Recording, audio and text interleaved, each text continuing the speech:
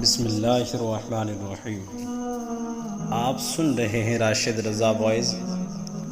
خوبصورت حکایت لے کر حاضر ہوئے ہیں حاتم طائی کی سخاوت۔ شیخ سعدی رحمۃ اللہ علیہ فرماتے ہیں، حاتم طائی عرب کا مشہور سخی، ایک تیز رفتار، بجلی کی گرج اور صبا کی تیزی والا ایک گھوڑا رکھتا تھا جو دوڑتا تو جنگلوں پہاڑوں پہ اولے برساتا، گویا کہ ابر بہارا دوڑتے ہوئے ہوا کو بھی عاجز کر کے پیچھے چھوڑ دیتا، یہاں تک کہ شاہ روم کے سامنے اس گھوڑے کی تعریفیں ہونے لگیں کہ جنگلوں کو ایسے طے کرتا ہے جسے کشتی پانی کو، اور اس کی رفتار سے زیادہ کوہ بھی نہیں اڑ سکتا۔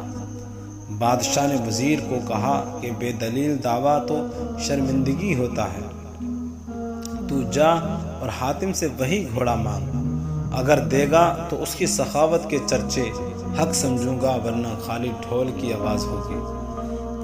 چنانچہ 10 افراد کا قافلہ قبیلہ بنو طے حاتم طائی کے قبیلے کی طرف روانہ ہوا۔ پہنچتے ہی حاتم طائی نے دسترخوان بچھا دیا اور ایک گھوڑا ذبح کر کے ان کو کھلایا، اور رات گزرنے کے بعد الوداع کہتے وقت انعام سے بھی نوازا۔ وزیر نے جرت کی اور مذکورہ گھوڑا مانگا تو حاتم طائی نے حسرت سے دیوانوں کی طرح دانتوں سے ہاتھ کاٹا اور کہا، آپ نے پہلے کیوں نہ بتایا؟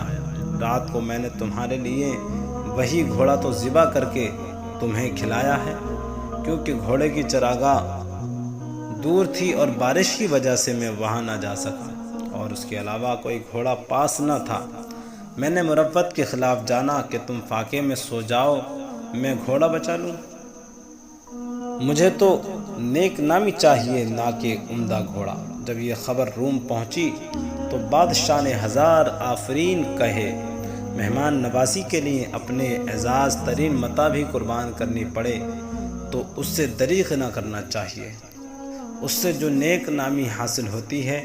پیغمبر اسلام صلی اللہ علیہ وسلم نے بھی اس کی تعریف فرمائی ہے۔ دوستو، حکایت پسند آئی ہمارے چینل کو سبسکرائب کریں، بیل آئیکن کو دبائیں۔